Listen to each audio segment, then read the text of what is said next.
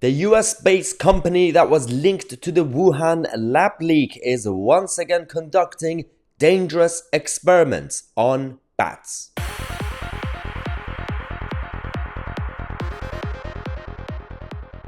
Yep, here we go again, ladies and gentlemen. We're talking about what's been happening since 2019 at least. I know that we already discovered on this channel a while ago that certain figures were behind the labs in Wuhan that were funded and did all those experiments.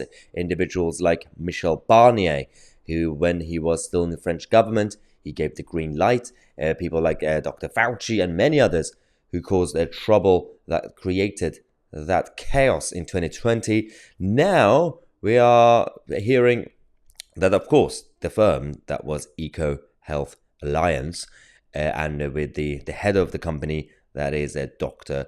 Daszak, he essentially, because obviously we know that he was quite close with certain scientists who had links to Wuhan, and directly he actually was there. We can see in these images. We've discovered that, let me just show you what we actually have in terms of the funding. So the current Eco Health Alliance, the current projects that they're working on are in various countries. So we've got Bangladesh, Thailand, Singapore, Malaysia, Philippines, Liberia, India, Tanzania. And you can see there's so much money in it. You've got $1.7 million, you've got $4.5 million, $2.9 million, another $5 million, $3 million. One of the issues that is actually related to Bangladesh, because these experiments, they are including the experiments to infect bats and hamsters.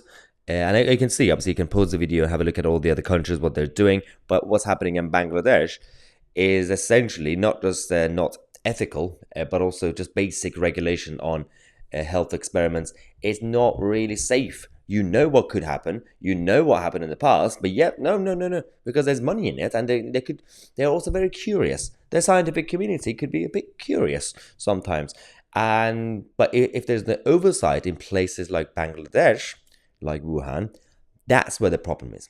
If you're gonna be creating consensus behind scientific experiments, you have to make sure that it happens in places where you can have oversight. This is the fundamental problem. We're not necessarily saying that you shouldn't do any experiments, you shouldn't really find out about potential threats to the future, but you have to make sure you do it the right way. And right now, we're not really seeing any of it. Now, we know that Dr. Fauci was also linked to these people, the emails that were leaked between Peter and Fauci about what happened in the past. That he was actually told, Fauci, that the whole thing in Wuhan was engineered, but he completely downplayed the theory. And at the time, there was a lot of censorship in the media and social media platforms.